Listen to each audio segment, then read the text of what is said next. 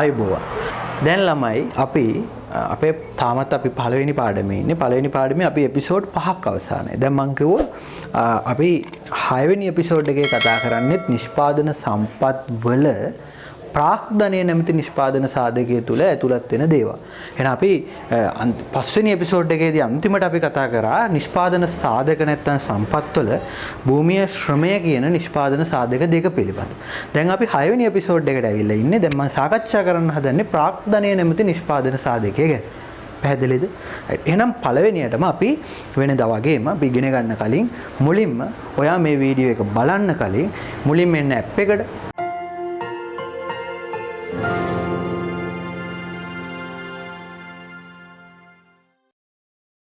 App එකේ lesson 1 එකට යන්න. lesson 1 එකේ episode 6 6 වෙනි episode එක තියෙනවා නිෂ්පාදන සම්පත් දෙක කොටස ප්‍රාග්ධනයේ නිෂ්පාදන සාධකයේ පිළිබඳ.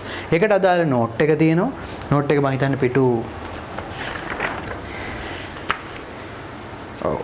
පිටු 3ක note එකක් ඇති. ඒ පිටු 3 note එක අරගන්න මුලින්ම ඒක download කරගෙන print out එකක් ගන්න. ඒ print out එක ඔබේ අතට අරගෙන ඒක තමයි ඔබට නිබන්ධනයේ විදියට හැදෙන්නේ. අන්නේ print out එක ඔබේ අතට අරගෙන ඒ print out එක ළඟ තියාගෙන ඔයා අපිත් එක්ක පාඩමට සම්බන්ධ වෙන්න. right. එහෙනම් මම දැන් එනවා අපේ ඊළඟ නිෂ්පාදන සාධකයේ ප්‍රාග්ධනයේ කොටසට. right. බලමු බෝඩ් එක දිහා. ප්‍රාග්ධනය. ළමයි අපි භූමිය ගැන කතා කළා. භාණ්ඩ හා සේවා නිෂ්පාදනයට යොදාගත හැකි සියලුම ස්වභාවික සම්පත්. ශ්‍රමය භාණ්ඩ හා සේවා නිෂ්පාදනයට යොදාගත හැකි සියලු කායික හා මානසික ප්‍රයත්නයන්. පැහැදිලි? right. එහෙනම් අපි කතා කරන්නේ කවුරු ගැනද? ප්‍රාග්ධනය ගැන. ළමයි ප්‍රාග්ධනය කිව්ව ගමන් ඔයාගේ හිතේ මැවෙනවා චිත්‍රයක්. අන්නේ චිත්‍රේ මුලින්ම අයින් කරලා දාන්න ඕනේ. ප්‍රාග්ධනය කියපු ගමන් වාණිජ්‍ය විෂය හදාරන ගොඩදරුවන්, එතකොට ආර්ථික විද්‍යාව විෂය හදාරන දරුවෝ වාණිජ්‍ය විෂය ධාරාවෙන් ආර්ථික විද්‍යාව හදාරන දරුවෝ වගේම කලා විෂය ධාරාවෙන් තාක්ෂණ විෂය ධාරාවෙන් විවිධ විෂය ධාරාවලින් හදාරන අයටත් ආර්ථික විද්‍යාව විෂය අපි අඳුර ගන්න පුළුවන්, ඉගෙන ගන්න පුළුවන්. ඒතර අන්නේ ඒ අයට විශේෂයෙන්ම කියන්න ඕනේ ගිණුම් කරන විෂයේදී අපිට ප්‍රාග්ධනය කියලා වචනයක්. ගිණුම්කරණයේදී ප්‍රාග්ධනය කියන්නේ මොකටද? මම ඒක මුලින්ම කියලා ආර්ථික විද්‍යාවේ ප්‍රාග්ධනය ගැන එන්න. ගිණුම්කරණයේදී ප්‍රාග්ධනය කියන්නේ ඕගොල්ලෝ මේ වෙනකොට දන්නවා. ඕගොල්ලෝ ගණකාධිකාරීවරු මට්ටමටම හොඳ දැනුමක් තියෙන අය ගිණුම්කරණය පිළිබඳව. ගිණුම්කරණයේදී ප්‍රාග්ධනය කියන්නේ ළමයි ව්‍යාපාරයේ අයිතිකරු ව්‍යාපාරයට යොදවපු මුදල. දැන් බිස්නස් එකක් පටන් ගත්තොත් කමල් බිස්නස් එක පටන් ගද්දි කමල් ව්‍යාපාරයට ලක්ෂ 5ක් යොදවනවා. කමල් ව්‍යාපාරයට යොදවපු ලක්ෂ 5ක මුදල තමයි ගිණුම්කරණයේදී මොන ධනයද? ප්‍රාග්ධනය කියන්නේ. හැබැයි ආර්ථික විද්‍යාවේදී ප්‍රාග්ධනයට මොනව අයිති නැද්ද? මුදල් අයිති නැහැ. ඒක කියලා දෙන්නම්. දැන් එහෙනම් ප්‍රාග්ධනයට නිර්වචනයක් තියෙනවා ළමයි. මම බෝඩ් එකට ඒ නිර්වචනය ගන්නවා. මොකද්ද ප්‍රාග්ධනය කියන්නේ? ඔන්න බලන්න බෝඩ් එක දිහා. ප්‍රාග්ධනය කියන්නේ ළමයි නිෂ්පාදන ක්‍රියාවලියට ආධාරක වශයෙන් යොදා ගැනීමට මිනිසා විසින් දැනටමත්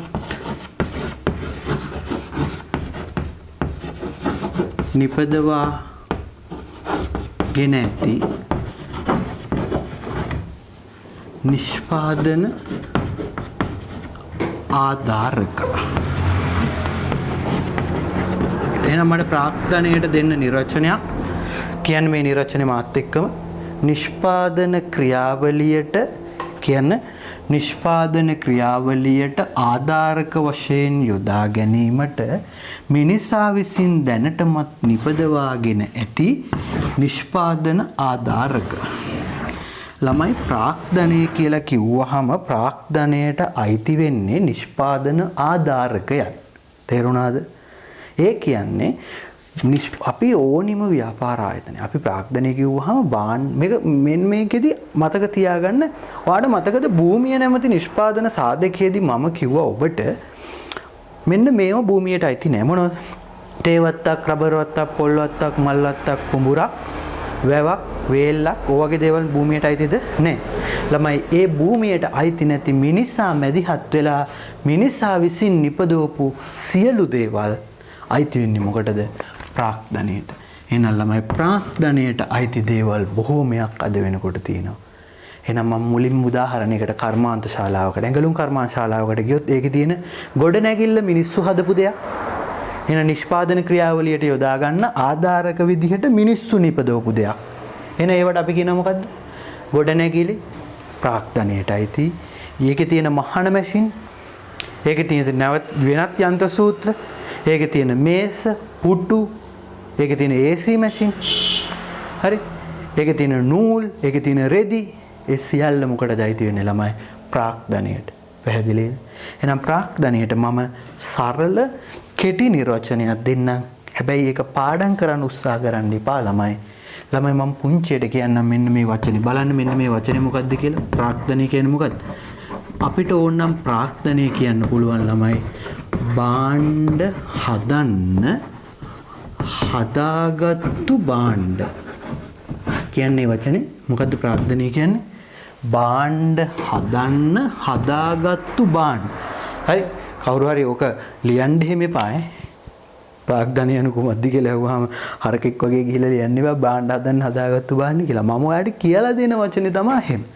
ළමයි තේවත්තක් කියන්නේ මොකද්ද? මිනිස්සු හදාගත්ත දෙයක්. තේදළු නිෂ්පාදනය කරන්න හදාගත්ත දේ තමයි තේවත්. අන්න ප්‍රාග්ධනය. රබර් වත්තයි ප්‍රාග්ධනය කියන්නේ. රබර් කිරි නිෂ්පාදනය කරන්න තමයි රබර් වත් හදාගන්නේ. කුඹුරක් ඇයි ප්‍රාග්ධනය කියන්නේ? කුඹුර ස්වභාවිකව ලැබිච්ච දෙයක් නෙමෙයි. මිනිස්සු හදපු දෙයක්. කුඹුර කියන්නේ මොකද්ද? සහල් නිෂ්පාදනය කරන්න හදාගත්ත දේ. භාණ්ඩේ. පැහැදිලිද? එහෙනම් ඒක අපි සරලව මේ නිර්වචනේ පාවිච්චි කරත් ප්‍රාග්ධනය කියන්නේ මොකද්ද කියලා හිතා ගන්න පුළුවන්.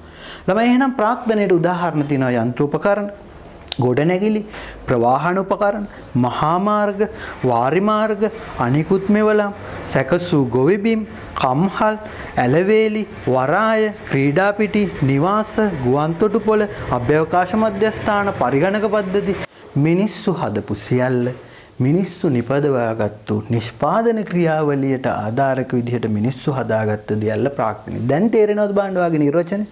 නිෂ්පාදන ක්‍රියාවලියට ආධාරක වශයෙන් යොදා ගැනීමට කවුරු විසින්ද? ඔන්න වචනේ.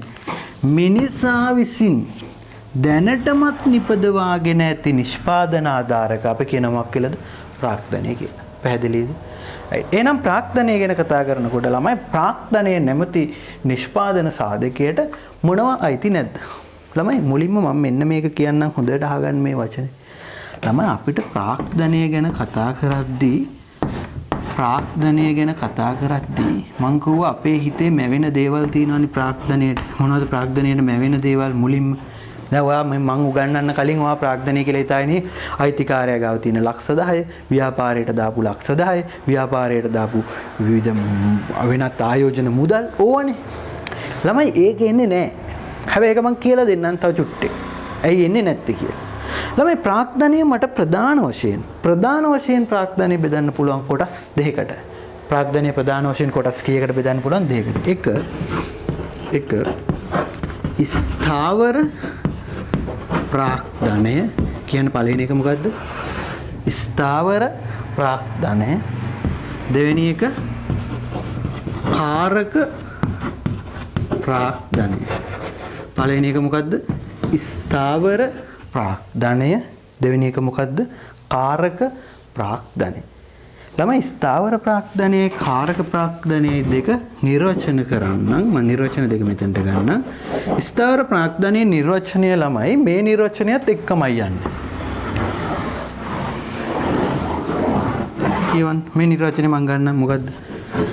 බලන්න නිෂ්පාදන බලන්න ක්‍රියාවලියට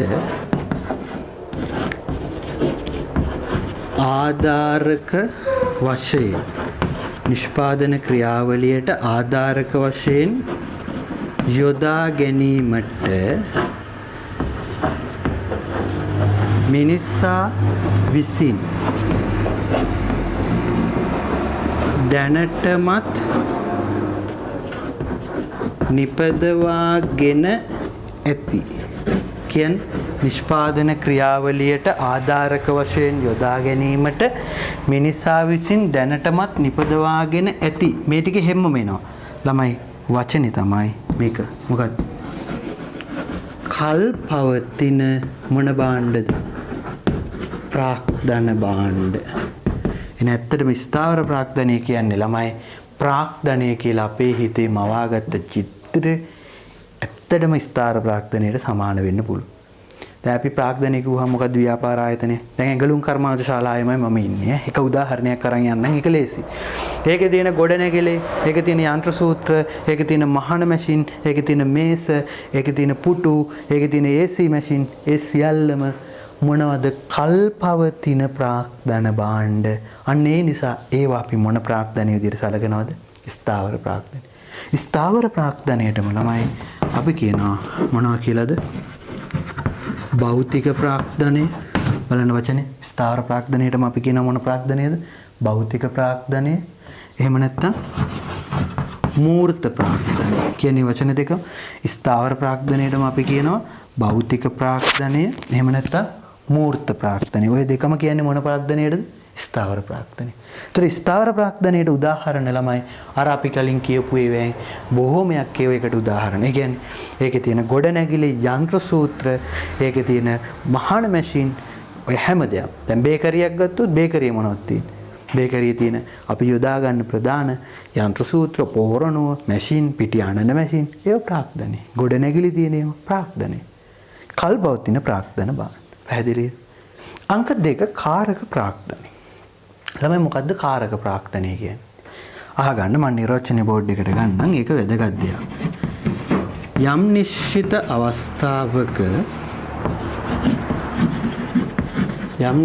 අවස්ථාවක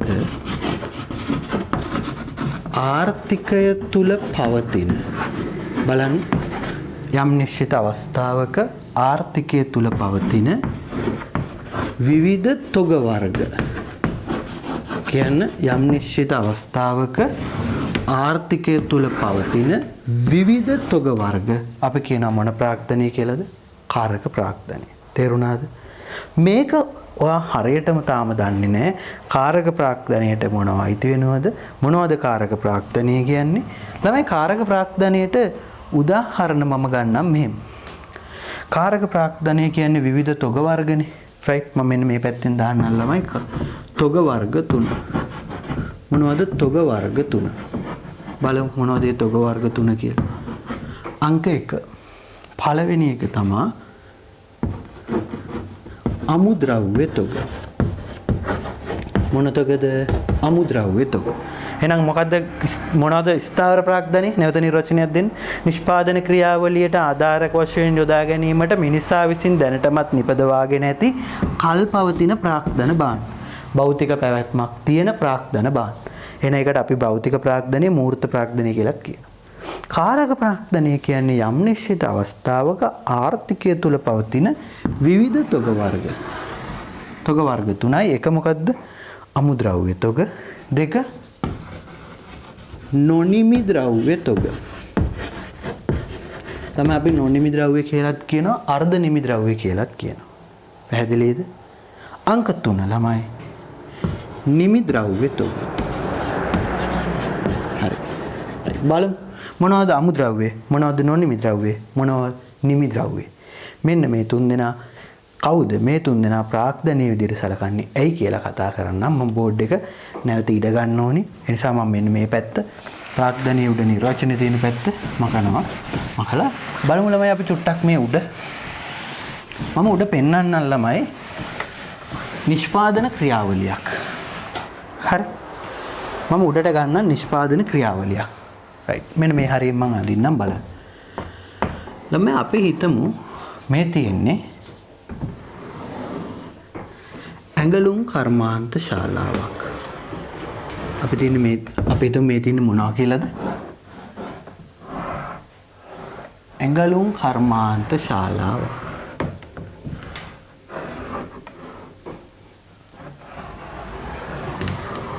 මේ තියෙන ඇඟලුම් කර්මාන්ත ශාලාව. සාමාන්‍ය ෆැක්ටරි එකක්, ගාමන්ට් ෆැක්ටරි එකක්. මේ ගාමන්ට් ෆැක්ටරි එක ගත්තොත් මේ ෆැක්ටරි එක ඇතුලේ සාමාන්‍ය ඔයා නිකන් අහලා බලන්න ඔයා දන්න කියන ඇඟලුම් කර්මාන්තශාලාවක සේවය කරන කෙනෙක් එයාට අයිති ඩිපාර්ට්මන්ට් එකක් තියෙනවා දෙපාර්තමේන්තුවක් නැත්නම් එයා ඉන්න යුනිට් එකක් තියෙනවා සාමාන්‍යයෙන් ඔයා හිතන්න එපා දැන් අපි ගෙදර ඇඳුමක් මහනකොට කොහොමද අම්මා ඇඳුමක් මහනවා නම් අම්මා රෙද්ද අරගෙන මෙෂර්මන්ට් එක මාක් කරගෙන ඒ මෙෂර්මන්ට් එකට ඒ රෙද්ද කපලා ඒ රෙද්ද මහලා ඒකේ බොත්තම් අල්ලලා හරි ඒක අයන් කරලා ඒක පැක් කරන තැනට එනකන් සියල්ලම කරන්නේ අම්මා තනියම. හැබැයි ගාමන්ට් ෆැක්ටරි එක තියෙනවා ළමයි එක එක ඩිපාර්ට්මන්ට්. හරි මුලින්ම රෙද්ද මුලින්ම මෙෂර්මන්ට් එකක් එයි. එක තැනක ඒ කියන්නේ අවශ්‍යද අපි ටී-ෂර්ට් එකක් මහනවා නම් ඒ ටී-ෂර්ට් එක මහන්න ඕනින්නේ බලන්න. ටී-ෂර්ට් එකක් මහනවා කියලා හිතන්න. ටී-ෂර්ට් එක මහුවොත් ටී-ෂර්ට් එකට අවශ්‍ය රෙද්ද මේ වගේනේ. හරි එතකොට මෙන්න මේ වගේනේ රෙද්ද ටී-ෂර්ට් එකක් මහනවා. එතකොට මෙන්න මේ රෙද්ද මේ අර මුලින්ම පළවෙනියටම අපි මේ අවශ්‍ය ප්‍රමාණයේ print එකක් දාගන්නවා. ඒ කියන්නේ ඩිසයින් එක print කරාට පස්සේ print එක කැපෙනවා. හරි. එතකොට මම මුලින්ම ගන්නම්කො මෙහෙම. මුලින්ම තියෙනවා garment factory ඇතුලේ මොන අංශයේද? කැපීමේ අංශය. හරි මේ ෂර්ට් එක මහන්න යන්නේ මුලින්ම තියෙනවා මේ පැත්තේ මොනවද දාන්නේ? ඔන්න ඉන්පුට් එක. ඒ කියන්නේ යෙදවුම. යෙදවුම මොනවද? යෙදවුම තමයි ළමයි මේ තියෙන රෙදි රෝල මේ තියෙන මොනවද? රෙදි.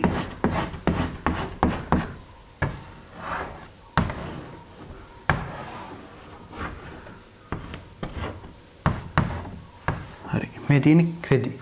අමුද්‍රව්‍ය නැත්තම් රෙදි. මේ රෙදි ටික මුලින්ම මොනා කරනවද ළමයි?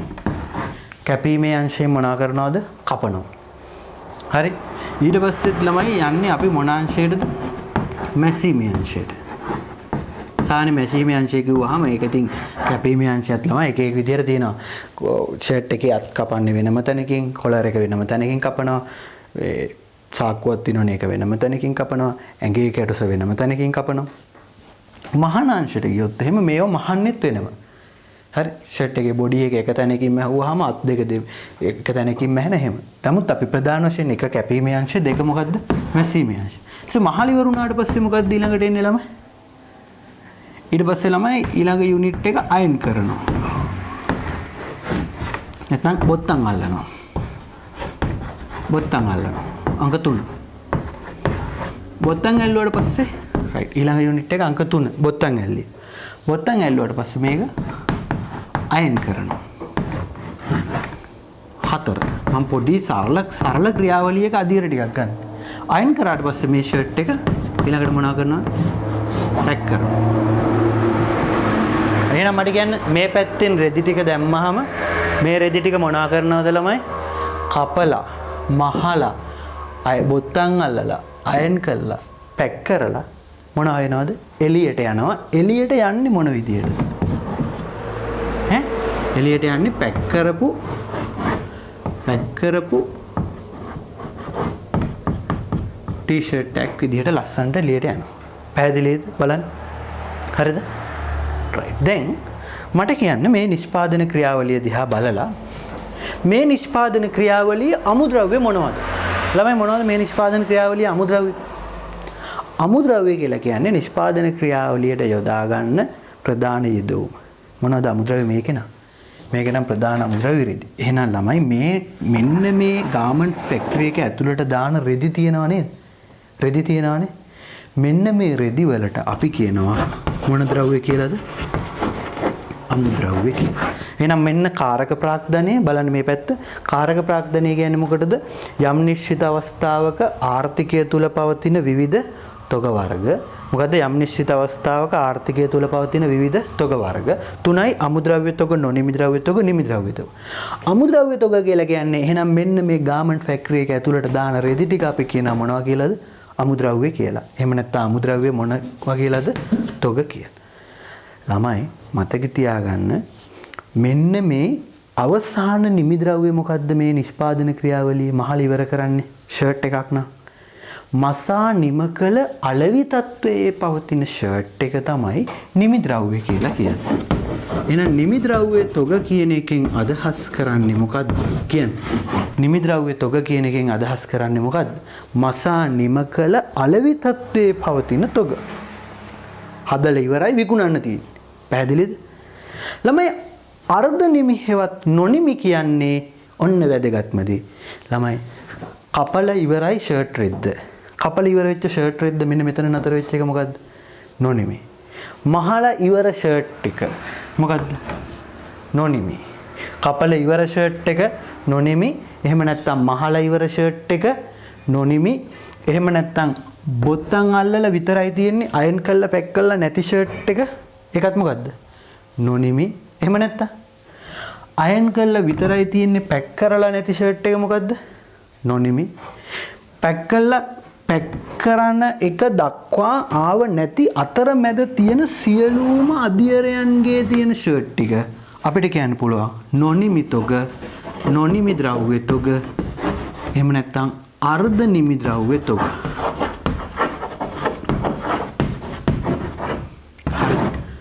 නොනිමි එහෙම නැත්නම් මොකක් කියලා කියන්න පුළුවන්ද?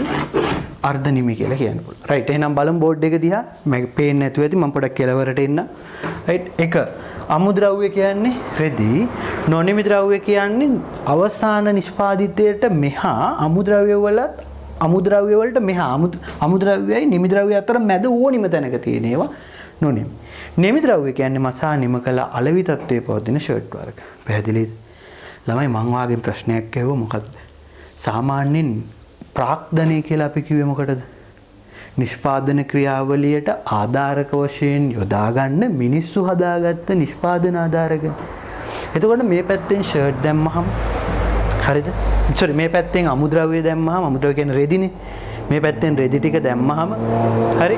එතකොට මේක ඇතුලේ මොනවද? මිනිස්සුන්ගේ ශ්‍රමය තියෙනවා. අනිත් පැත්තට මොනවද? යන්ත්‍ර සූත්‍ර ටික තියෙනවා. මේ ගොඩනැගිලි ටික තියෙනවා. ඒ ටිකත් එක්ක මේක සංයෝග කරලා එළියට එනවා මොකක්ද? ටී-ෂර්ට් එක. තේරුණාද? පැහැදිලිද? දැන් මේකේ වෙන දේ හොඳට අහගෙන ඉන්න. ළමයි මේ පැත්තෙන් අපි රෙදි දැම්මහම හරි යදවුමක් විදිහට ආධාරකයක් විදිහට අනිත් පැත්තෙන් අපිට ෂර්ට් එනවා. හරි? එතකොට ඔන්න ඔය නිෂ්පාදන ක්‍රියාවලියට යොදා ගන්න පුළුවන් මිනිස්සු හදාගත්ත ආධාරකනේ ප්‍රාක්දනය කියන්නේ. දැන් ඇයි අපි සල්ලි නිෂ්පාදන ආධාරකයක් විදිහට ප්‍රාක්දනයට යොදා ගන්න නැත්තේ? ළමයි මෙන්න මෙහෙම හිතන්න. දැන් හිතන්න ඔන්න දැන් නිෂ්පාදන ක්‍රියාවලිය පවත්වගෙන යනවා. පවත්වගෙන යද්දී අනිවාර්යෙන් මෙන්න මේ දේ වෙන්නේ. අපි තුමු හෙට. හරි? සාමාන්‍යයෙන් හෙට නිෂ්පාදන ක්‍රියාවලිය පවත්වගෙන යන්න හෙට දවසේ ෆැක්ටරි එකේ වැඩ ටික යන්න රෙදි. මෙන්න බලන්න. හෙට දවසේ ෆැක්ටරි එකේ වැඩ ටික යන්න රෙදි අපි තුමු රෙදි මීටර් ලක්ෂයක් ඕනේ. රෙදි මීටර් කීයක් ඕනිද? ලක්ෂයක් ඕනේ. හෙට දවසේ ප්‍රොඩක්ෂන් එක යන්න නිෂ්පාදන ක්‍රියාවලිය යන්න රෙදි මීටර් කීයක් ඕනිද? ලක්ෂයක් ඕනේ. හැබැයි ඇත්තම කතාව රෙදි මීටර් ලක්ෂයක් අවශ්‍ය වුණාට රෙදි තියෙන්නේ මීටර් කීයද? 50000යි. එහෙනම් රෙදි මීටර් 50000යි නම් තියෙන්නේ අද තියෙන්නේ 50000. එන හෙට උදේ වෙනකොට තව රෙදි මීටර් කීයක් වාට ඕනි වෙනවද ළමයි? තමයි හෙට උදේ වෙනකොට තව රෙදි මීටර් 50000ක් වාට ඕනි වෙනවා. එහෙම නැතුව ආගේ නිෂ්පාදන ක්‍රියාවලිය දිගටම පවත්වාගෙන යන්න පුළුවන්ද බෑ. සානේ එහෙම වෙන්නේ නැහැ. හරි අමුද්‍රව්‍ය තොග ටිකක් තියෙනවා. ඒකෙන් ගෙනල්ලා ඒ ටික තියාගෙන තමයි නිෂ්පාදන ක්‍රියාවලිය පවත්වාගෙන. නමුත් මං කියන දේ අහන්න. බැරිලා හරි 50000ක රෙදි මීටර් ටිකක් හෙට උදේට ඕනි කියන්නේ. හෙට උදේ පාන්දර වෙනකොට 50000ක රෙදි මීටර් ටිකක් ගෙන්න ගන්න බැරි වෙනවා. හෙට උදේ පාන්දර වෙනකොට රෙදි මීටර් 50000ක් ගෙන්න ගන්න බැරි වෙනවා. එතකොට මොකද කරන්නේ? හරි එතකොට මොකද 50000 ලක්ෂයක් ඕනි තියෙන්නේ 50000යි 50000යි තියෙන්නේ. එතකොට 50000ක් තියෙන රෙදි මීටර් ටික මොනවා කරනවද ළමයි? ප්‍රොඩක්ෂන් එකට දානවා. එතකොට උදේ පාන්දර ඉඳන් මිනිස්සු මොකද කරන්නේ? කපනාංශ කට්ටිය කපාගෙන යනවා. මහානාංශ කට්ටිය මහගෙන යනවා. බොත්තම් අල්ලන කට්ටිය බොත්තම් අල්ලගෙන යනවා. ওই විදිහට වැඩේ යනවා. හැබැයි දවල් 11 විතර වෙනකොට වැඩ නවතිනවයි. රෙදි මීටර් ලක්ෂයක් ඕනි එකට තියෙන්නේ 50000යි නම් නිෂ්පාදනයේ නවතිනවද නැද්ද? නවතිනවා. පැහැදිලිද? එතකොට රෙදි කපනාංශයේ කැපීමේ වැඩ කටයුතු ටික කරගෙන යනවානේ. හරි. ඒ කැපීමේ වැඩ කටයුතු ටික කරගෙන යද්දි සාමාන්‍ය කපනාංශ කට්ටිය 11 වෙනකොට වැඩ නැවැත්තුවොත් ඒ කපපු රෙදි ටිකනේ මහන්නේ. මහානාංශ කට්ටිය සමහරට 1-2 වෙනකොට වැඩ නවත්තයි. I think කපන් රෙදි නැති වෙනකොට මහන්න රෙදි යවන්න බැරි වෙනවා.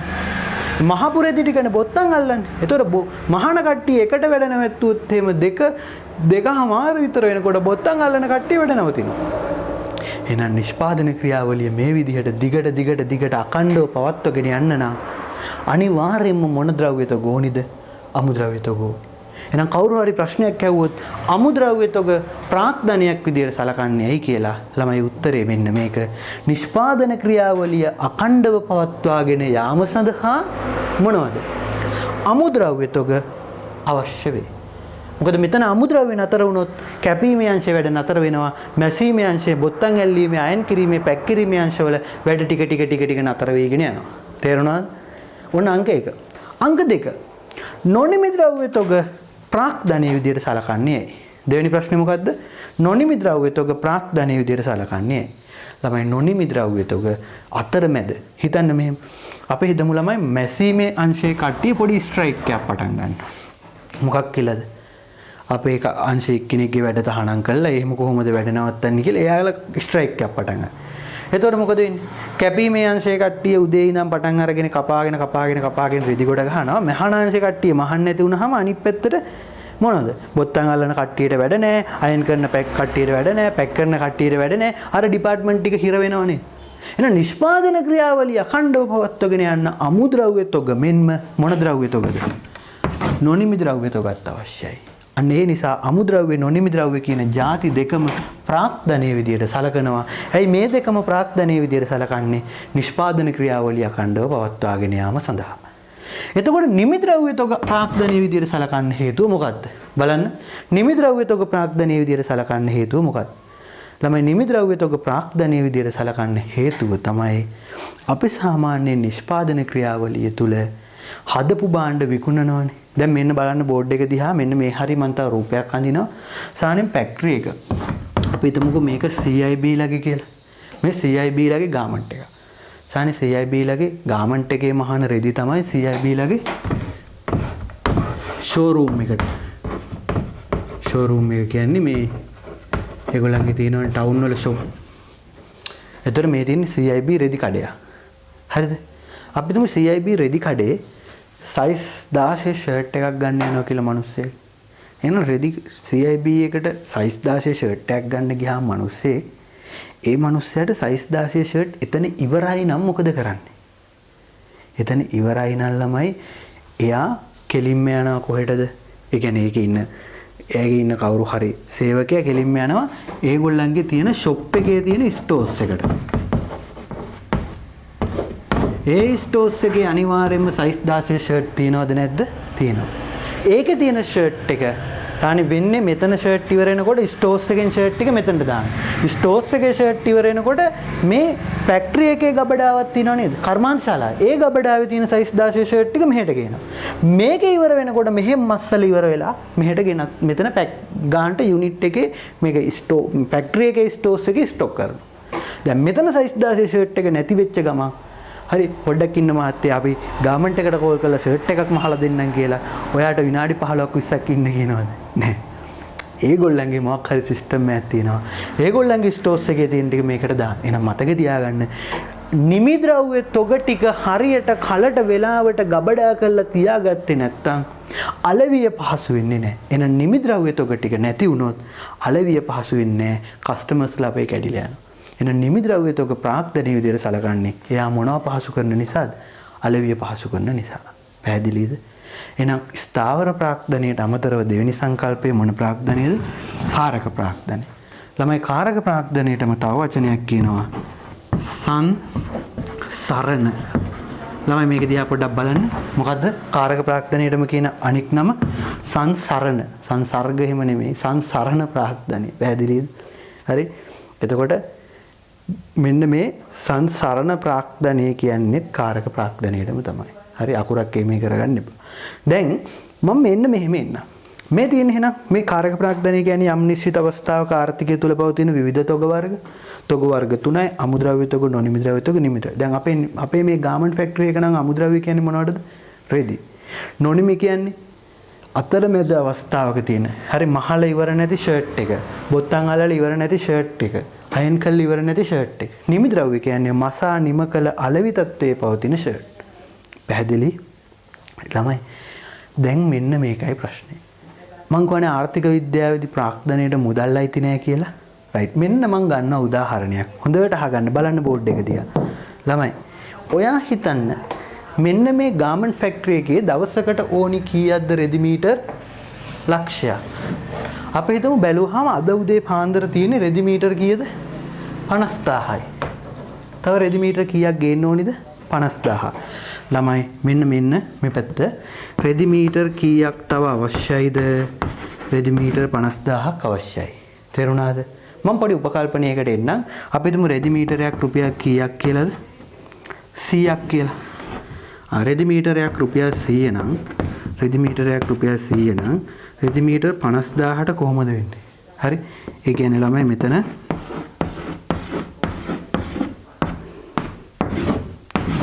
රෙදි මීටර් 50000ට රුපියල් ලක්ෂ 50ක් යනවා. ලක්ෂ කීයක් යනවද? 50ක් යනවා. ඒ කියන්නේ අද දවසේ ඔයාගේ නිෂ්පාදන ක්‍රියාවලිය ඉතුරු ටික කරන්න නම් අඩුම තරමේ ලක්ෂ කීයක රෙදි ඕනිද? ලක්ෂ 50කවත් රෙදි ඕනේ. මොකද උදේවරුේ යන්න පුළුවන් තියෙන 50000න් ඉතුරු ටික දුවා ගන්න පුළුවන්ද? බෑ. ළමයි ලක්ෂ 50ක රෙදි දාන්න බෑ. මේ පැත්තෙන් හොඳට අහගන්න මේ කතාව. මේ පැත්තෙන් ගාමන්ට් ෆැක්ටරියට ලක්ෂ 50ක රෙදි දැම්මොත් බලන්න.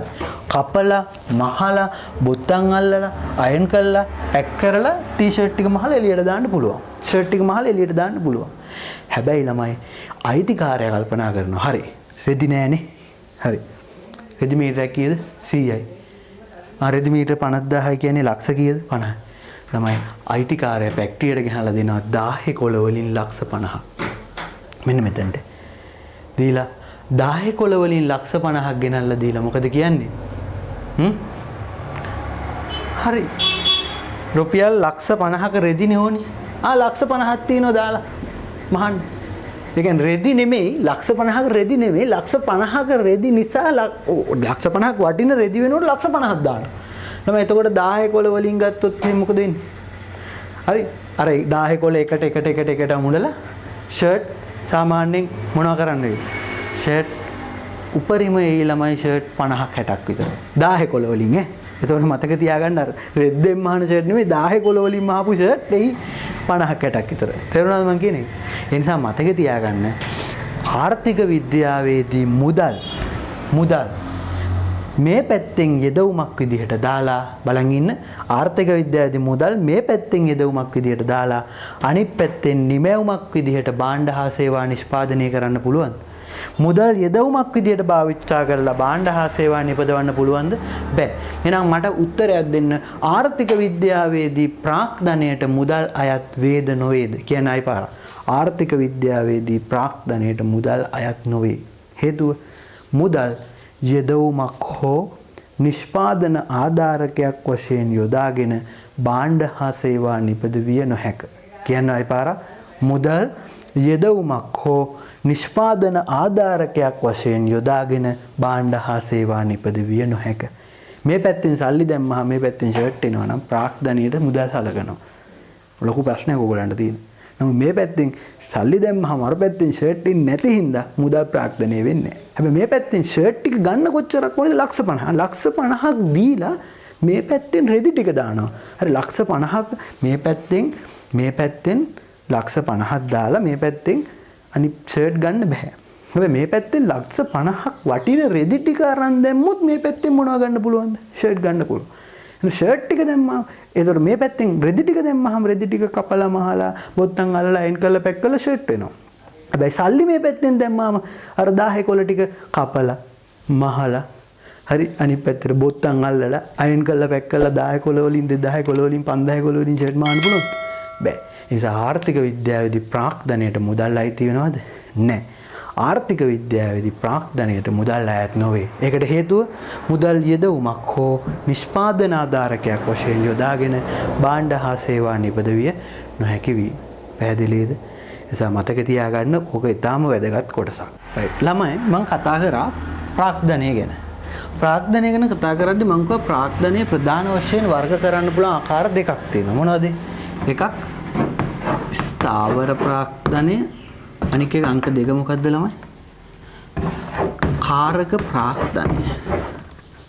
right ස්ථාවර ප්‍රාග්ධනය කාරක ප්‍රාග්ධනය right එතකොට ස්ථාවර ප්‍රාග්ධනය කියලා කිව්වේ මොකටද නිර්වචනයක් දෙන්නේ right නිෂ්පාදන ක්‍රියාවලියට ආධාරක වශයෙන් යොදා ගැනීමට මිනිසා විසින් දැනටමත් නිපදවාගෙන ඇති මොනවද ළමයි මේ විශේෂිත වචනේ කල් පවතින මොන භාණ්ඩද ප්‍රාග්ධන භාණ්ඩ කල් පවතින ප්‍රාග්ධන භාණ්ඩ පැහැදිලිද අංක 2 කාරක ප්‍රාග්ධනය කියන්නේ යම් නිශ්චිත අවස්ථාවක ආර්ථිකය තුල පවතින විවිධ තොග වර්ග කියන්නේ විවිධ තොග වර්ග ළමයි තොග වර්ග තුනක් තිබ්බා මොනවද අමුද්‍රව්‍ය තොග නොනිමි ද්‍රව්‍ය තොග නිමි ද්‍රව්‍ය තොග මම කතා කරා ඒවා ප්‍රාග්ධන විදිහට සලකන්නේ අමුද්‍රව්‍යයයි ප්‍රාග්ධන විදිහට සලකන්නේ නොනිමි ද්‍රව්‍ය තොගයයි ප්‍රාග්ධන විදිහට සලකන්නේ නිමි ද්‍රව්‍ය තොග ප්‍රාග්ධන විදිහට සලකන්නේ ඒකේ right ළමයි මීට අමතරව ප්‍රාග්ධනීය වර්ගීකරණය කරගෙන යනවා අපි විවිධ කොටස් වලට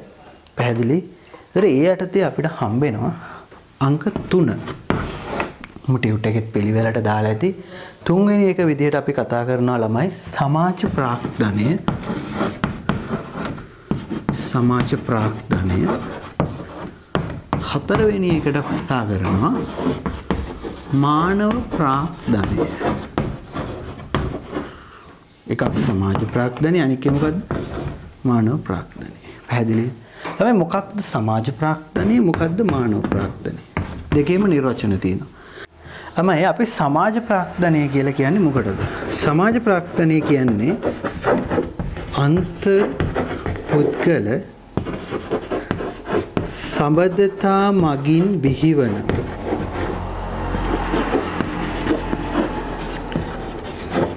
ස්වයං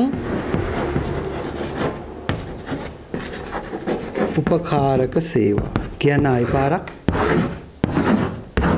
කියන්නේ මොකටද අපි සමාජ ප්‍රාග්ධනය කියලා කියන්නේ අන්තර් පුද්ගල සම්බන්ධතා මගින් බිහිවන ස්වයං උපකාරක සේවා පැහැදිලිද ළමයි මේ සමාජ ප්‍රාග්ධනය කියලා කියන එකට උදාහරණ සමාජ ප්‍රාග්ධනයට උදාහරණ මරණාධාර සමිති දීවර සමිති ගොවි සමිති පැහැදිලිද ඔන්නෝවා අපි කියනවා මොන ප්‍රාග්ධනය කියලාද සමාජ ප්‍රාග්ධනය සාමාන්‍යයෙන් සමාජයක අනිවාර්යයෙන්ම දිලිඳු ජන කොට්ටාසයක් ඉන්නවනේ බොහෝ සමාජවල ලංකාවේ වුණත් දැන් ඔයා හිතන්නකෝ අපි බැංකුවකට ගිහිල්ලා බැංකු ණයක් ගන්න ගියොත් එහෙම හරි අපි ස්ථිර එක්ක මෙහෙමයි බැංකුවකට ගිහිල්ලා බැංකු ණයක් ගන්න ගියොත් එහෙම බැංකු ණයක් ගන්න පුළුවන් හැකියාව තියෙනවා එක රජයේ සේවකයෙක්ට කිසිම ප්‍රශ්නයක් නැහැ පෞද්ගලික අංශයේ ස්ථිර සේවකයෙක්ට කිසිම ප්‍රශ්නයක් නැහැ බැංකු ණයක් ගන්න පුළුවන් කිසිම අවුලක් නැතුව එහෙනම් දුප්පත් මිනිසුන්ගේ දුප්පත්කම නැති කරන්න මේව උපකාරී වෙන බව මම මේ පැහැදිලි කරන්නේ එතකොට ඒ කට්ටිය ණයක් ගන්න ගියොත් එක්ක දැන් රජ්‍ය සේවකයෙක් ගියොත් බැංකුවකින් ණයක් ගන්න බැංකුවෙන් කෙලින්ම එයාගේ පඩියයි බැංකුවට හරවලා වාරිකයේ කැපෙන විදිහට ලෝන් එකක් දෙයි. පෞද්ගලික අංශයේ ස්ථිර සේවකයෙක් ගියොත් මේ මිනිස්සයාගේ පඩියත් බැංකුවට හරවගෙන බැංකුවෙන් දෙයි. එතකොට අපිට ගෙවල් දොරවල් හදන්න යාන වාහන ගන්න අපි එහෙම තමයි සාමාන්‍යයෙන් කුටුම්බ විදිහට ජීවත් වෙද්දී මෙන්න මේ දේවල් ගොඩ නගා ගන්න. ඒතර ව්‍යාපාරිකයෙක් ගියොත් බැංකුවකට ණයක් ගන්න. ව්‍යාපාරිකයෙක්ට එයාගේ දේපලක් තියෙනවා නම් ඒක ඇපේට තියලා ණයක් ගන්න පුළුවන්. හැබැයි ඔයා මතක තියාගන්න හැම මිනිස්සයාට මෙහෙම බෑ. හරි සාමාන්‍යයෙන් තේ දළු ටික කල්ලා ගොවිතැන් කටයුතු ටික කළා. හරි වගාවන් කරලා පොඩි සුවැන් රැකියාවක් කරලා පාරායිනේ බුලත් ටිකක් එළවලු ටිකක් පළතුරු ටිකක් තියාගෙන විකුණලා ජීවත් වෙන මිනිස්සුන්ට ඒගොල්ලන්ගේ ඌමනා ඉටු කරගන්න ඒගොල්ලන්ට අවශ්‍යතාවයකදී බැංකුවකින් ණයක් ගන්න ගියොත් බැංකුවකින් කෙලින්ම ණය ගන්න පුළුවන් හැකියාව තියෙනවා. බැංකුව කෙලින්ම අහන මොකද්ද? රයිට් ඔයාගේ ආදායම මොකද්ද? ආදායම සාතික කරන්න පුළුවන්. රාජ්‍ය සේවකයෙක් නම් ප්‍රශ්නයක් නැහැ. ස්ථිර පෞද්ගලික සේවකයෙක් නම් ප්‍රශ්නයක් නැහැ. මහා පරිමාණ ව්‍යාපාරිකයෙක් නම් ප්‍රශ්නයක්. අන්න ඒ වගේ මිනිස්සුන්ගේ දුප්පත්කම නැති කරන්න ඒ වගේ මිනිස්සුන්ට උපකාරී වෙන්න තමයි සමාජ ප්‍රාග්ධන බිහි කරගෙන තියෙන්නේ. මොනවද උදාහරණ? මරණාධාර සමිති, දීවර සමිති, සර්වෝදය ශ්‍රමදාන සමිති, හරි ගොවි සමිති. ඒවෙන් මොකද වෙන්නේ? අපි දුමු ගොවි සමිතියකින් මොකද වෙන්නේ? ගොවි සමිතියේ සමාජිකයෝ පිරිසක් ඉන්නවා. හරි ඒගොල්ලන්ගේ විවිධ සමාජික ගාස්තුවක් මාසෙට අය කරගෙන යන්නේ. එතකොට දැන් ඒගොල්ලන්ට ඒ කන්නේ වැඩ කරන්න බිත්තර වී ටික පෝර ටික ගන්න ඕන නම් මොකද කරන්නේ? සමාජිකයෝ අප වෙලා ණය දෙනවා. එතකොට ඒ මුදල් වලින් ඒගොල්ලෝ පෝර ටික ඒගොල්ලන්ට අවශ්‍ය බිත්තර වී ටික අරගෙන කුඹුරු වැඩ කරලා ඉවරලා අස්සනු කැපලා වික්කට පස්සේ ඒ ණය ටික ගෙවනවා. එතකොට ඕවට බැංකුව වලට ගිහිල්ලා උදව් උපකාර ගන්න බෑ. එන දුප්පත් මිනිස්සුන්ගේ දුප්පත්කම නැති කරන්න අන්න ගත්ත ක්‍රියාමාර්ගය. මරණාධාර සමිතියක් තියෙනවා කියන්නේ කොච්චර හිතට කොච්චර ධෛර්යයක් තියෙනවද බැරි වෙලා හරි ඒ හම්බෙන මුදලින් දැන් මරණයක් වුණොත් අනිවාර්යයෙන්ම හම්බෙනවනේ ගාස්තුව නේ මරණයක් වෙනුවෙන් ඒ හම්බෙන ගාස්තුවේදී මොන වගේ දෙයක්ද වෙන්නේ අඩුමතර මිනි පෙට්ටිය ගන්න හරි දෙන්න පුළුවන් හරි සාමාන්‍යයෙන් ගමක මරණාධාර සමිතියකින් එකතු වෙලා රුපියල් 50000ක් රුපියල් 60000ක් විතර මරණයකට එකතු වෙයි ඉතින් ওই ටිකේ මොන හරි දෙයක් කරන්න පුළුවන් ඊට පස්සේ දීවර සමිති දීවරයින්ට අවශ්‍ය දැල් ලාම්පන්න බෝට්ටු ගන්න ඕන නම් බැංකු ගාන රස්තාදු වෙන්න ඕනේ නෑ එයාට කෙලින්ම ඒ සමාජිකයෝ අප වෙලා හැබැයි කණ්ඩායම් අප වෙන්න බෑ කණ්ඩායමේ කට්ටිය ගෙව්වේ නැතොත් ආයෙ ගන්න බෑ අන්නේ දුප්පත් මිනිස්සුන්ගේ දුප්පත්කම නැති කරන්න බිහි කරගත්තුව තමයි සමාජ ප්‍රාර්ථනය කියන්නේ අන්තර්පුද්ගල සම්බන්ධතා මගින් බිහිවන ස්වයං උපකාරක සේවා කියන්නේ එකිනෙකාට එකිනෙකා උදව් කරගන්න මෙන්න මේ එහෙනම් දුප්පත්කම නැති කරන්න දුප්පත් මිනිස්සුන්ගේ දුප්පත්කම නැති කරන්න සමාජ ප්‍රාර්ථනය උදව් වෙනවා. අංක 2 මානව ප්‍රාර්ථනය. මොකක්ද ළමයි මානව ප්‍රාර්ථනය කියන්නේ? මෙන්න නිර්වචන බෝඩ් එකට ගන්නවා බලන්න. කිසියම් ශේෂ්ත්‍රයක් පිළිබඳ ඉහළ නිපුණතාවයකින් යුක්ත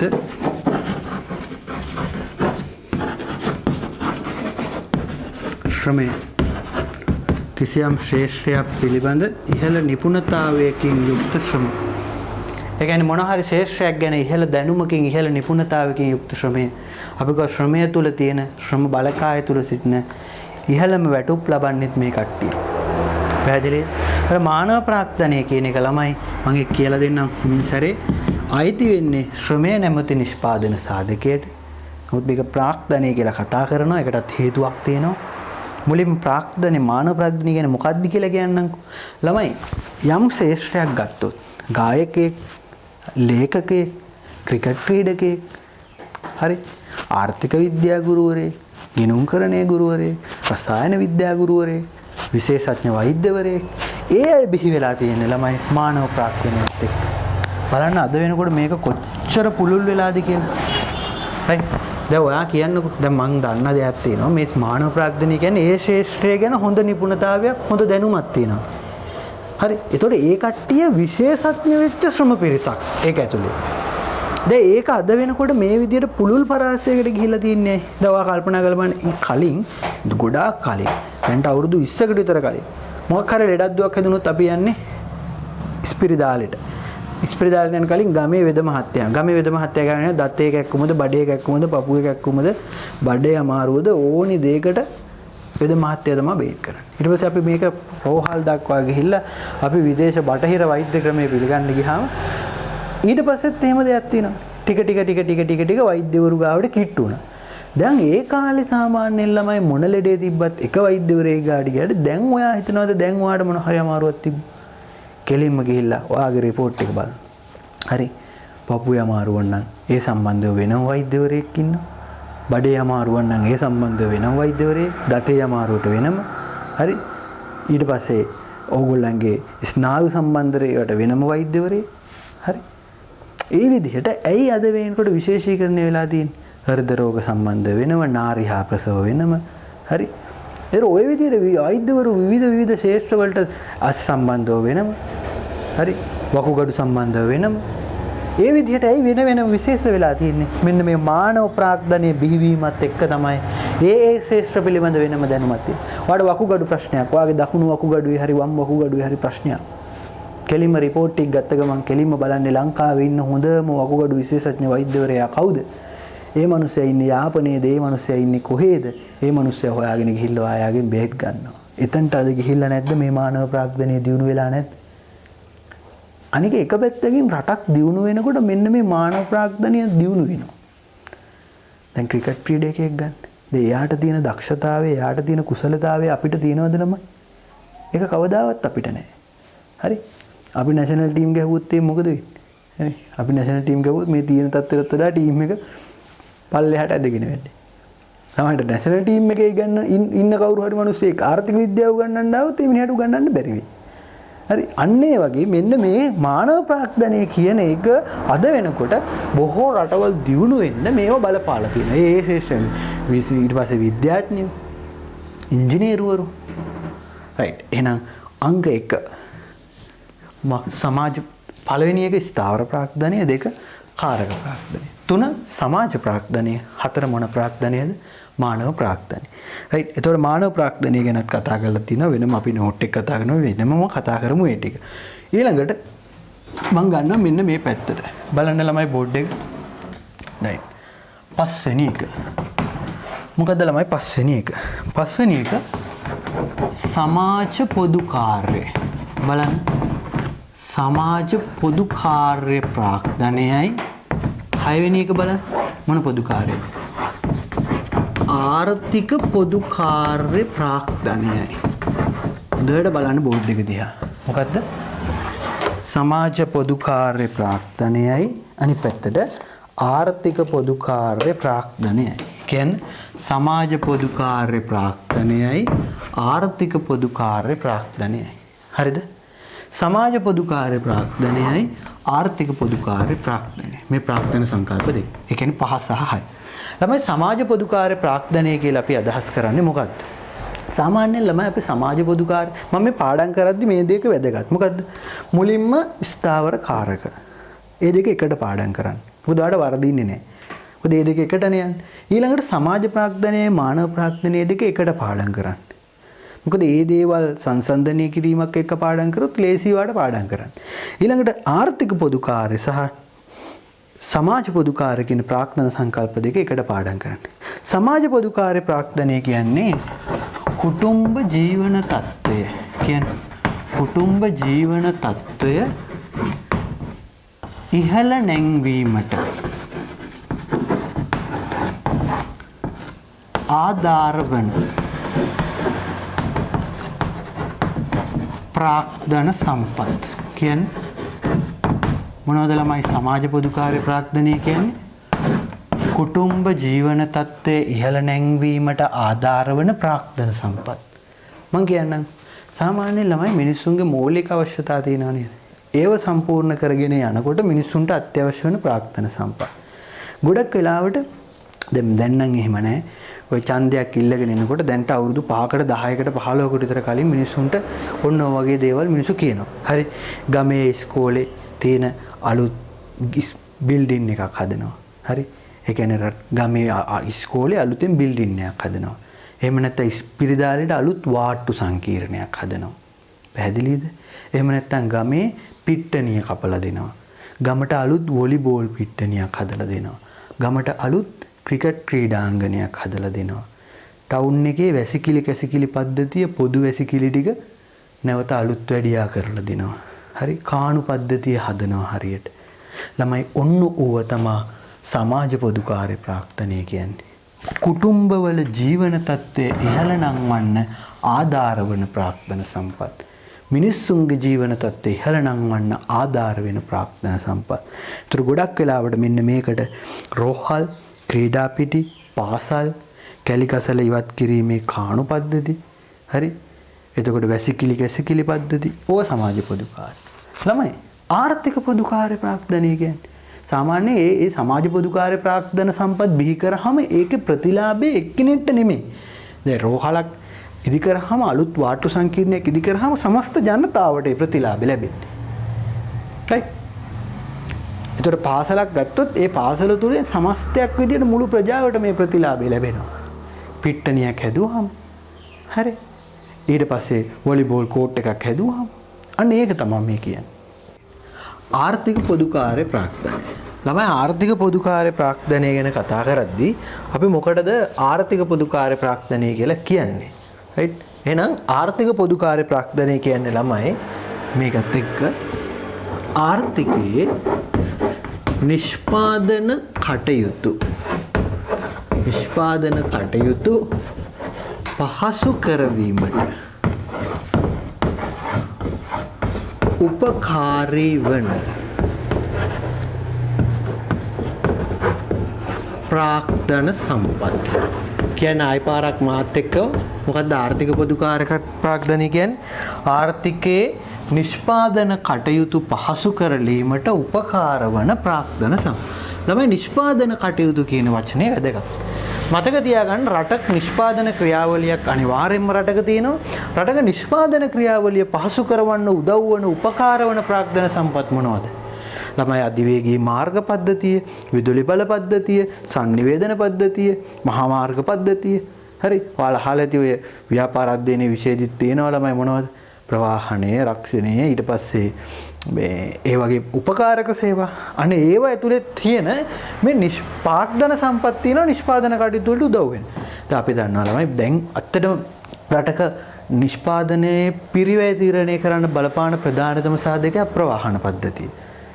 right සමහරට බදුල්ල බණ්ඩාරෙල නුවරඑළිය හැටන් වගේ තැන්වල තියෙන එළවලු ටික හරි පහත රටට ගෙනාවහම හරි කොළඹට ගෙනාවහම ඒවැ මිල ගණන් තීරණය වෙන්නේ ප්‍රවාහනයත් එක්කනේ ප්‍රවාහන පිරිවැයත් එක්කනේ. ඒතර සමහර ලාවට අධිවේගී මාර්ග පද්ධතිය අද වෙනකොට ගාල්ලට මාතරට හම්බන්තොට පැත්තට හදලා ඉවරයි. ඒතර අර කුරුණෑගලින් අනුරාධපුර පැත්තට යාපනයේට නුවරට ඒ අධිවේගී මාර්ග පද්ධතිය හැදුනා නම් රටේ නිෂ්පාදන ක්‍රියාවලිය තවදුරටත් ප්‍රසාරණය වෙලා හරි එතකොට අරහේ තියෙන නිෂ්පාදන ව්‍යාපාර අරහේ තියෙන ප්‍රධාන භාණ්ඩ මේ පැත්තට එන්න යන වියදම අඩු වෙනවා. මෙහෙ තියෙන භාණ්ඩ කොළඹ තියෙන භාණ්ඩ පිටත ප්‍රදේශ වලට යන වියදම අඩු වෙනවා. ඔන්න ඔය විදිහට නිෂ්පාදනයට උදව් වෙනවා. විදුලි බල පද්ධතිය. හිතන්න එක දවසක් කරන්ට් එක නැති වෙලා ජෙනරේටර් වලින් ෆැක්ටරි එකක් දිවුවොත් කොහොමද තියෙන්නේ? අපි දැක්කනේ මෑතක සිදුවෙච්ච දේවල්. හරි විදුලි බලය නැති වුණොත් එක දවසක් ජෙනරේටර් වලින් ෆැක්ටරියක් දිවුවොත් කොච්චර ලයිට් බිලක් එයිද? එහෙනම් මතක තියාගන්න විදුලි බල පද්ධතිය, සංනිවේදන පද්ධතිය ගොඩක් වෙලාට අද වෙනකොට ලංකාවේ මුළු ලෝකෙම නිෂ්පාදන කටයුතු තියෙන සංනිවේදනයත් එක්ක. අද වෙනකොට බාන්න ඕගොල්ලෝ ඔන්ලයින් සියලු දේවල් වෙන්නේ. දැන් කලින් නම් එහෙම තිබුණේ නැහනේ. මුලින්ම තිබුණේ ලිඛිත ලියුම් වලින් තමයි ওই ගනුදෙනු සිද්ධ වුනේ. හරි. අපි තුමා අනුරාධපුරෙන් පොළොන්නරුවෙන් හාල් ගෙනියන කොළඹට ජංගම දුරකථන නැති කාලෙක ඕඩර් කරන්න ඕනේ. ඊට පස්සේ ඕවා ෆෝන් එකෙන් කතා කරලා කරා.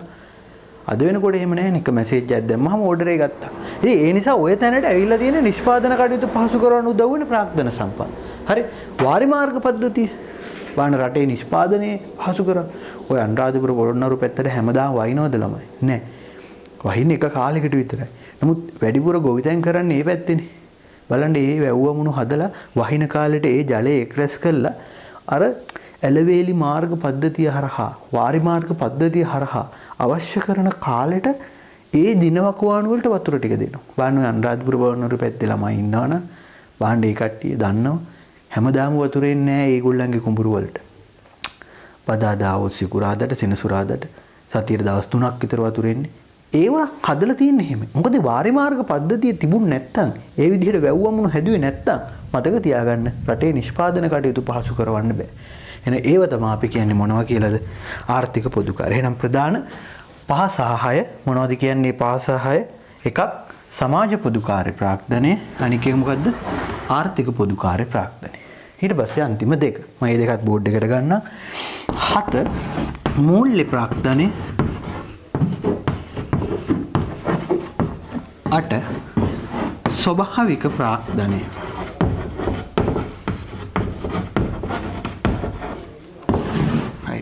ළමයි මූල්‍ය ප්‍රාග්ධනය කියන්නේ මොකටද? ඔන්න මම මුලින්ම මූල්‍ය ප්‍රාග්ධනය ගත්තා. මූල්‍ය ප්‍රාග්ධනය කියන්නේ ව්‍යාපාරයේ අයිතිකරු ව්‍යාපාරයට යෙදූ මුදල්. අයිතිකරු ව්‍යාපාරයට යෙදූ මුදල්.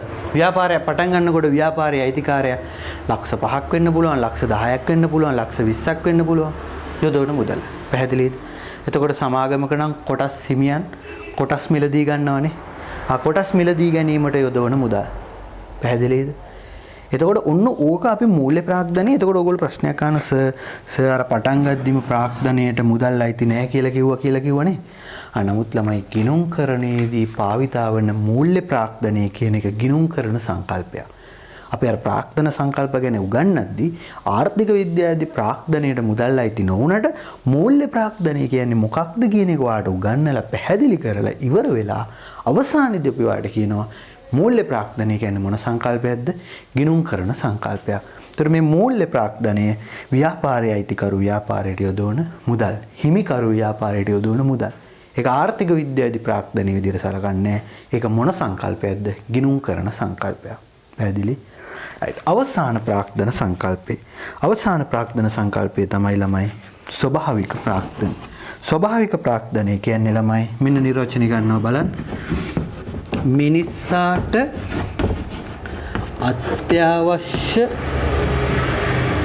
සේවා සපයන ස්වභාවික සම්පත් පද්ධතිය.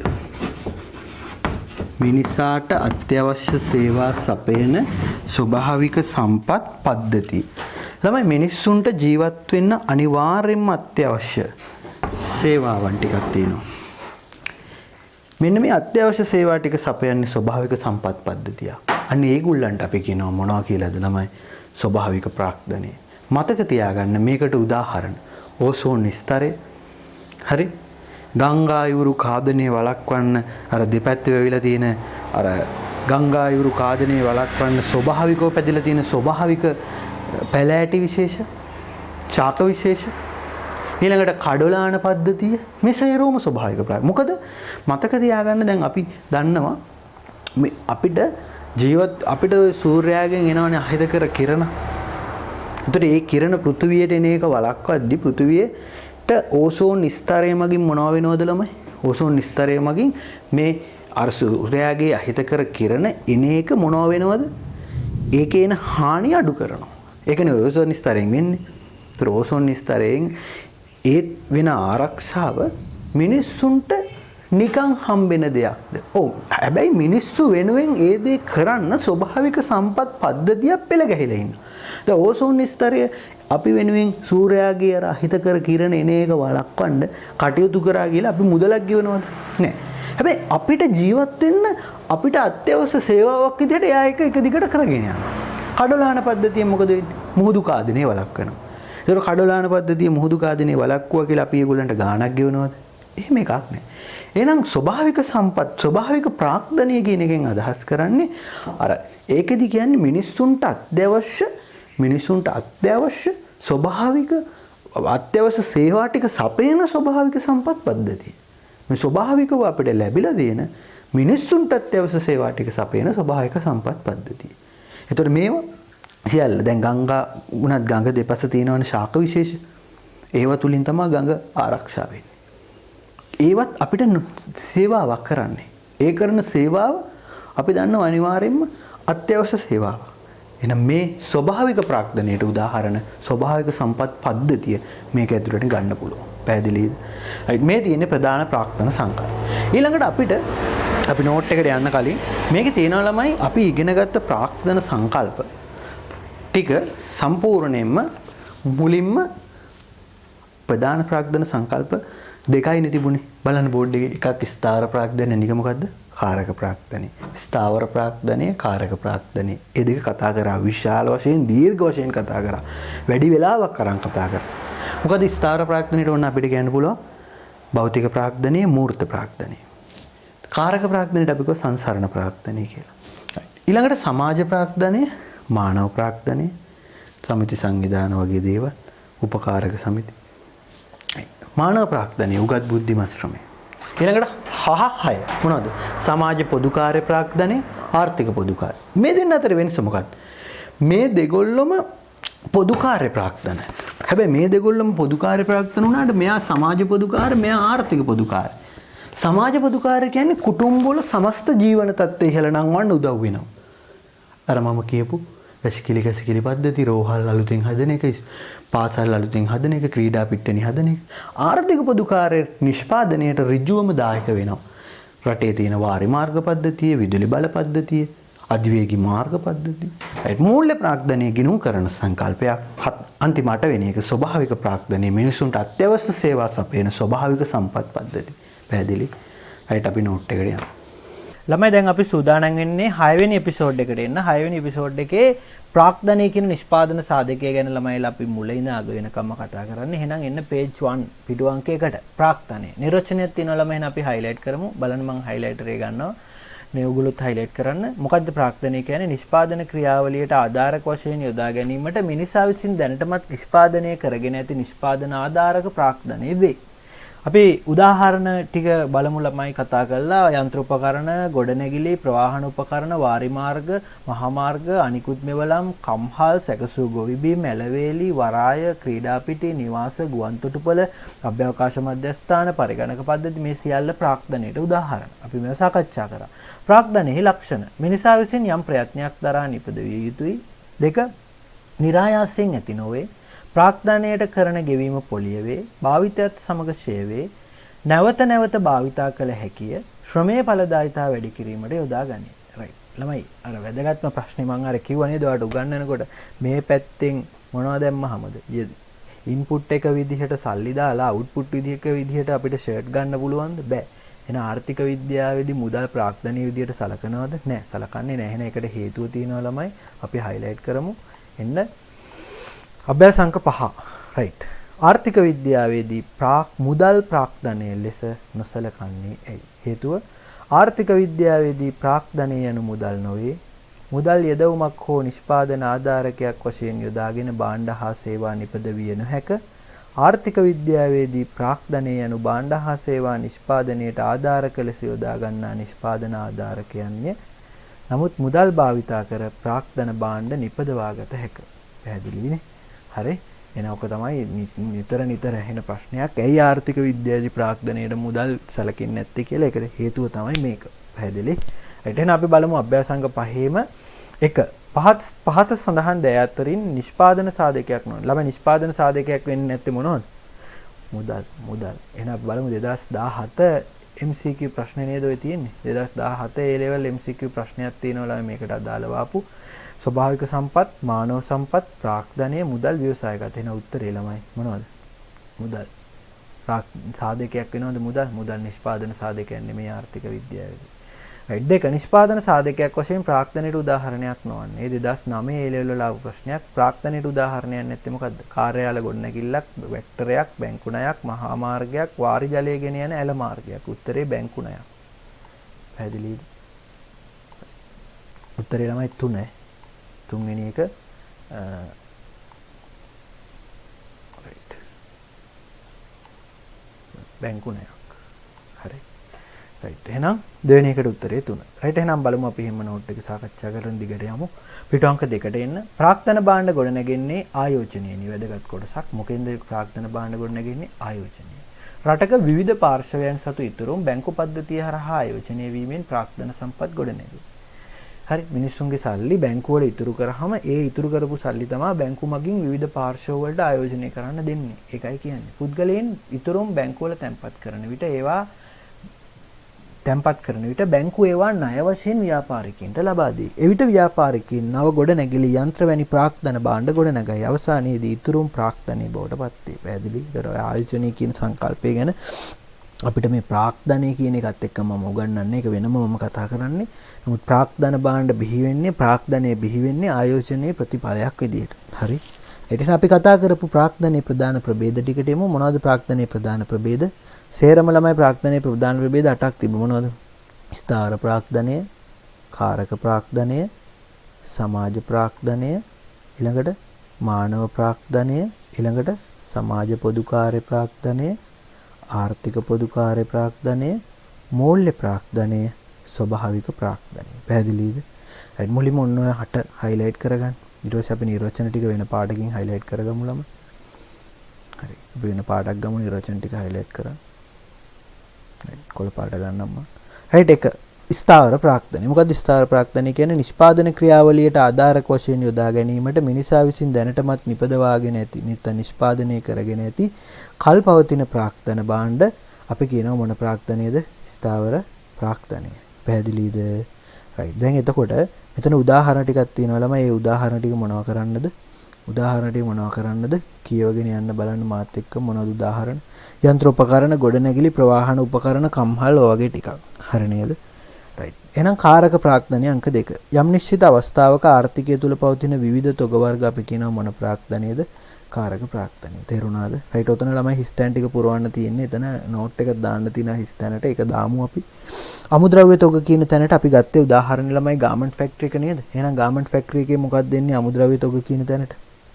මොකක්ද දෙන්නේ ළමයි ගාමන්ට් ෆැක්ටරි එකේ අමුද්‍රව්‍ය තොග කියන තැනට? එතන එනවා ළමයි ගාමන්ට් ෆැක්ටරි එකේ රෙදි. ඒ කියන්නේ අපි කතා කරන රෙදි. කෙලිම රෙදි කියලා දාන අමුද්‍රව්‍ය විදිහට.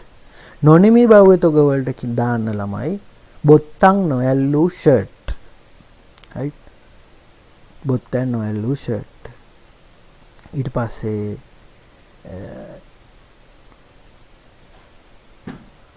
කවර නොකරන ලද ෂර්ට්. ඔය සේරම ගන්න පුළුවන්.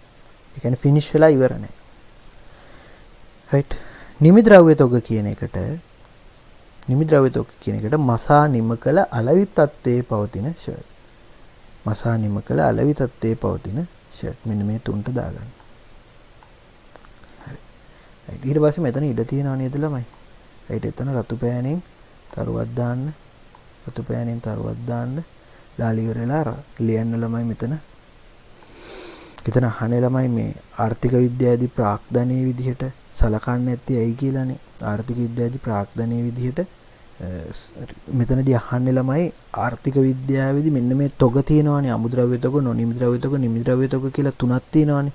අන්නේ තොග තුන ප්‍රාග්ධනයේ විදිහට මේ කාරක ප්‍රාග්ධනයේ විදිහට සලකන්න හේතුව මොකක්ද කියලා. එහෙනම් ලියන්න මෙහෙම. අමුද්‍රව්‍ය තොග සහ නොනිමි ද්‍රව්‍ය තොග නිෂ්පාදන ක්‍රියාවලිය අඛණ්ඩව පවත්වාගෙන යාම සඳහා උපකාරී වන බැවින් ඒවා කාරක ප්‍රාග්ධනයේ ලෙස සැලකේ. එමෙන්ම නිමි ද්‍රව්‍ය තොග අලෙවි කටයුතු පහසු කර ගැනීමට උපකාරී වන බැවින් ඒවාද කාරක ප්‍රාග්ධනයේ ලෙස සැලකේ. يعني කවුරු හරි අහුවොත් අහන්නේ ඇයි මේ තුන් දෙනා ප්‍රාග්ධනීය විදිහට සලකන්නේ? හේතුව තමයි ඔය කිව්වේ. රයිට්. රයිට්. එහෙනම් අපි බලමු ළමයි සමාජ ප්‍රාග්ධනය. රයිට්. මොකක්ද සමාජ ප්‍රාග්ධනය කියන්නේ? අන්තර්පුද්ගල සම්බන්ධතා මගින් බිහිවන ස්වයං උපකාරක සේවා සමාජ ප්‍රාග්ධනය වේ. බලමු ජන කොටස් අතරේ පවතින දිලිඳු බව මගහරවා ගැනීමේ උපක්‍රමයක් වශයෙන් සමාජ ප්‍රාග්ධනය භාවිතා කෙරේ.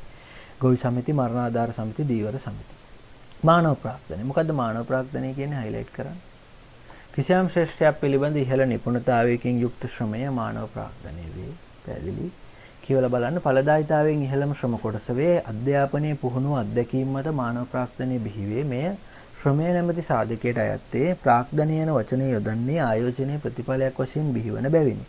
අධ්‍යාපනික සේවා, සෞඛ්‍ය සේවා, වෘත්තීය පුහුණුව වැනි ශේෂ්ත්‍රයන්හි මුදල් ආයෝජනය කිරීමෙන් මානව ප්‍රාග්ධනය බිහි වේ. උදාහරණ තියෙනවා ලේඛකීන්, ක්‍රිකට් ක්‍රීඩකීන්, කළමනාකරුවන්, සංගීතඥයින්. පැහැදිලි. එතන අපි යමු සමාජ පොදුකාර්ය ප්‍රාග්ධනය. මොකක්ද සමාජ පොදුකාර්ය ප්‍රාග්ධනය කියන්නේ? නිර්වචනය හයිලයිට් කරන්න. කුටුම්බ ජීවන තත්ත්වයේ ඉහළ නැංවීමට ආධාර වන ප්‍රාග්ධන සම්පත්. පැහැදිලි. ඔකට අපි කියනවා සමාජයේ යටිතල පහසුකම් කියන්නත් පුළුවන්. පැහැදිලිද? රයිට්. සමාජ පොදුකාර්ය ප්‍රාග්ධන වලට ඕනනම් ළමයි වා ඉස්සරහින් දාන්න මෙතන සමාජ යටිතල පහසුකම්. ඒත් හරි. උදාහරණ. අරගේ රෝහල්, ක්‍රීඩා පිටි, පාසල්, කැලිකසල ඉවත් කිරීමේ කාණු පද්ධති ඕවා. දැන් එහෙනම් අපි බලමු ආර්ථික පොදුකාර්ය ප්‍රාග්ධනය. ආර්ථික නිෂ්පාදන කටයුතු පහසු කරවීමට ආධාර වන සේවාවන් සපයන ප්‍රාග්ධන සම්පත් ආර්ථික පොදුකාර්ය ප්‍රාග්ධනය වේ. එහෙනම් ආර්ථික පොදුකාර්ය ප්‍රාග්ධනය වලට ඕන ඉස්සරහින් ලියන්න පුළුවන් ආර්ථික යටිතල පහසුකම්. ආර්ථික යටිතල පහසුකම්. පැහැදිලිද? රයිට්. යටිතල පහසුකම් කියන්නේ ඔන්න ඕවට. රයිට්. උදාහරණ විදුලි බල පද්ධතිය, වාරි මාර්ග පද්ධතිය, සංනිවේදන පද්ධතිය, අධිවේගී මාර්ග පද්ධතිය. හරි. හරිද? එහෙනම් එහෙම මෙන්න මූල්‍ය ප්‍රාග්ධනය. මොකද්ද ළමයි මූල්‍ය ප්‍රාග්ධනය කියන්නේ? හයිලයිට් කරන්න. ව්‍යාපාර හිමිකරුවන් ව්‍යාපාරයේ වෙනුවෙන් යොදන මුදල මූල්‍ය ප්‍රාග්ධනය වේ. රයිට්. ගිණුම් කරන සංකල්පයේදී ආර්ථික විද්‍යාවේදී නිෂ්පාදන සාධකයක් විදිහට පිළිගන්නවද මුදල්? මුදල් ආර්ථික විද්‍යාවේදී නිෂ්පාදන සාධකයක් ලෙස නොසැලකේ. රයිට්. එහෙමම අන්තිම එක ස්වභාවික ප්‍රාග්ධනය. මිනිසාට අත්‍යවශ්‍ය සේවා සපයන ස්වභාවික සම්පත් පද්ධතිය ස්වභාවික ප්‍රාග්ධනය වේ. රයිට්. පැහැදිලි කරලා සියල්ල උගන්වලානේ තියෙන්නේ. ඒක මම කියාගෙන මේ විදිහට පැහැදිලි කරන් හයිලයිට් කරන් යන්නේ. රයිට්. බලමු එහෙනම් ආර්ථික වර්ධනයත් සමග ස්වභාවික ප්‍රාග්ධනයේ ෂේ වෙමින් පවතින නිසා අනාගත සංවර්ධනය සඳහා ඒවා සුරක්ෂිත කිරීම සමාජ වගකීමක් වේ. උදාහරණ ඔක්සිජන් අහිතකර කිරණ වලින් මිනිස් සම ආරක්ෂා කරන ඕසෝන් ස්තර. හරිනේ. රයිට් ළමයි එහෙනම් මේකේ අවසාන කොටස තියෙනවා දාලා කියවමු. පොඩ්ඩක් ඒක වැදගත් කොටසක්. ඒක highlight කරමු. මම කහපාට highlighter එක ගන්නම් ළමයි highlight කරන්න. රටක සංවර්ධනයට අත්‍යවශ්‍ය සේවා සපයන රටක සංවර්ධනයට අත්‍යවශ්‍ය ප්‍රාග්ධන සම්පත් ස්වරූප ලෙස පිළිගැනෙන්නේ ඉහත ප්‍රාග්ධන සම්පත් අතරින් බලන්න භෞතික ප්‍රාග්ධනය, මානව ප්‍රාග්ධනය, සමාජ ප්‍රාග්ධනය, ස්වභාවය. සංවර්ධනයට අත්‍යවශ්‍ය ප්‍රාග්ධන මොනවද? ඕකෙන් භෞතික ප්‍රාග්ධනය, මානව ප්‍රාග්ධනය, සමාජ ප්‍රාග්ධනය, ස්වභාවික ප්‍රාග්ධනය. පැහැදිලිද? ඒ වගේම ඇත්තටම අපි කතා කරපු ආර්ථික පොදු කාර්ය, සමාජ පොදු කාර්ය සහ කාරක ප්‍රාග්ධනය කියන තුනම මොන ප්‍රාග්ධනයේ කොටස් විදිහට සලකන්න පුළුවන්ද? මොන ප්‍රාග්ධනයේ කොටස් විදිහට සලකන්න පුළුවන්ද? අපි කතා කරපු ස්ථාවර ප්‍රාග්ධනය නැත්නම් භෞතික ප්‍රාග්ධනයේම කොටස් විදිහට සලකන්න පුළුවන්. එහෙනම් භෞතික ප්‍රාග්ධනය නැත්නම් ස්ථාවර ප්‍රාග්ධනය කියලා කියනවා නේද? අපි භෞතික ප්‍රාග්ධනය නැත්නම් ස්ථාවර ප්‍රාග්ධනය කියනවා නේද? එහෙනම් මේ භෞතික ප්‍රාග්ධනය ඇතුලේ තමයි තියෙන්නේ කාරක ප්‍රාග්ධනයයි, සමාජ පොදු කාර්ය ප්‍රාග්ධනයයි, ආර්ථික පොදු කාර්ය ප්‍රාග්ධනයයි සියලුම කොටස් ටික. පැහැදිලිද? මොන උඩට එන්නම් මම. මෙන්න බලන්න. අපි කතා කරානේ ස්ථාවර ප්‍රාග්ධනය කියලා. රයිට්? එතකොට ස්ථාවර ප්‍රාග්ධනය කියලා ස්ථාවර ප්‍රාග්ධනය ඉස්සරහින් ළමයි දාන්න ඔයා. රයිට්? මෙතන ඉස්සරහින් දාන්න. මේකට නම් දෙකක් තියෙනවා මොනවද? මෙතනට දාන්න ළමයි භෞතික ප්‍රාග්ධනය. තව මූර්ත ප්‍රාග්ධනය දෙකම කියනවා.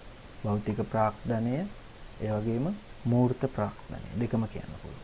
පැහැදිලි?